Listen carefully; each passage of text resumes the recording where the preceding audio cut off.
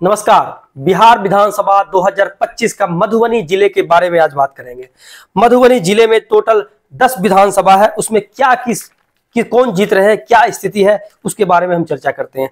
तो सबसे पहले हम बात करते हैं मधुबनी से हरलाखी से। हरलाखी की बात करें तो यहाँ से पिछले बार जदयू चुनाव जीत गई थी और सीपीआई हार गए थे। इस बार जदयू से सुधांशु शेखर जी हैं, राजेंद्र राम आरजेडी से हैं, रत्नेश्वर ठाकुर जनस्वराज से हैं, वहीं राकेश कुमार पांडे सीपीआई से उम्मीदवार बनाए गए। माना जा रहा है यहाँ से जदयू प्रत्याशी की स्थिति मजबूत है और ये चुनाव यहाँ से जीत रहे हैं।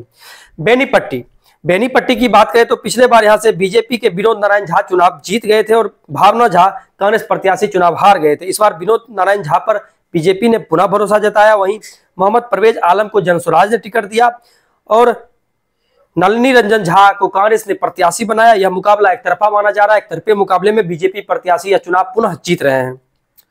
खजौली की बात करें तो खजौली से पिछले बार अरुण शंकर प्रसाद चुनाव जीत गए थे, आरजेडी प्रत्याशी चुनाव हार गए थे। इस बार अरुण शंकर प्रसाद पर पुनः बीजेपी ने भरोसा जताया। वहीं ब्रिज किशोर यादव आरजेडी प्रत्याशी बनाए गए, जो पिछले बार जन अधिकार पार्टी के चुनावी मैदान में आए थे और 13,000 मत लाए थे और यह माना जा रहा है इस बार यह मुकाबला बीजेपी के हाथ से जाता हुआ दिख रहा है और यहां से खजौली से यहां से आरजेडी से ब्रिज किशोर यादव चुनाव जीत रहे हैं। उसके बाद चलते हैं बाबूबराही सी की, तो वहां से बात करें तो पिछले बार जदयू से चुनाव यहां से मीना कुमारी जीत गई थी, उमाकांत यादव चुनाव हार गए थे। इस बार मीना कामत पर पुनः जदयू ने भरोसा जताया। वहीं अरुण कुशवाहा आरजेडी प्रत्याशी, आलोक कुमार यहां पर जनस्वराज से हैं। माना जा रहा है कि यह सीट इस बार पुनः जदयू जीतने में कामयाब हो रही है। कहीं न कहीं बाबूबराही जा रहे हैं जदयू के पाले में। उसके बिस्फी की बात करें तो बिस्फी एक हॉट सीट माना जा रहा है। बिस्फी से हरिभूषण ठाकुर बीजेपी प्रत्याशी हैं, आसिफ अहमद आरजेडी प्रत्याशी हैं, डॉक्टर संजय बिसरा जनस्वराज पार्टी से टिकट लिए हैं। पिछले बार हरिभूषण ठाकुर बीजेपी प्रत्याशी यहां चुनाव जीत गए थे। इस बार माना जा रहा है आसिफ अहमद आरजेडी की स्थिति मजबूत है, यह चुनाव यहां से जीत जाएंगे।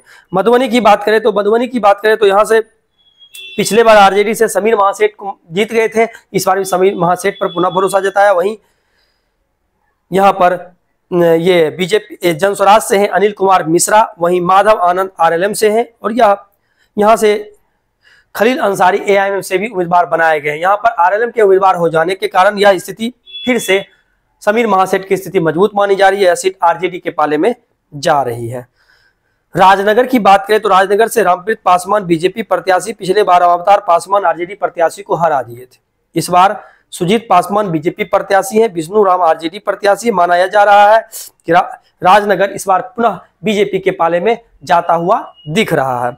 उसके बाद हम झंझारपुर की बात करें तो पिछले बार यहां पर बीजेपी प्रत्याशी चुनाव जीत गए थे, नीतीश मिश्रा और राम नारायण यादव सीपीआई उम्मीदवार यह चुनाव हार गए थे। इस बार बीजेपी ने नीतीश मिश्रा पर पुनः भरोसा जताया। वहीं राम नारायण यादव पर सीपीआई पुनः अपना भरोसा जताया और केवस भंडारी जनस्वराज अधिकार के पार्टी के टिकट लिए हैं।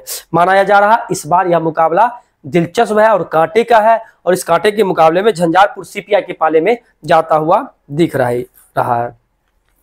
फूलपरास की बात करें तो फूलपरास पिछले बार जदयू प्रत्याशी चुनाव जीत गए थे, जबकि एलजेपी अलग थे और यहां पे कांग्रेस प्रत्याशी चुनाव हार गए थे।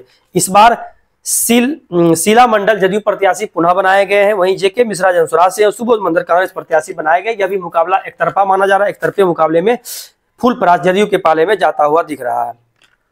लोकहा की बात करें तो लोकहा से पिछले बार भरत भूषण मंडल आरजेडी प्रत्याशी चुनाव जीत गए थे, लोमेश्वर राय जदयू प्रत्याशी चुनाव हार गए थे और एलजेपी भी यहां पर 30,000 वोट लाए थे। इस बार जनस्वराज से यहां पर रेणु देवी हैं, भरत भूषण मंडल आरजेडी से हैं, वहीं सतीश शाह जदयू प्रत्याशी बनाए गए। माना जा रहा है यह सीट पुनः जदयू निकालने में कामयाब होते हुए नजर आ रहे हैं। इस तरह से अगर हम 10 विधानसभा के बारे में बात करें तो आरजेडी सिर्फ 4 सीट पर चुनाव जीत रहे हैं, वहीं एनडीए यहां पर 6 सीट पर चुनाव जीत रहे हैं। 4 में से 3 आरजेडी और 1 सीपीआई-एमएल।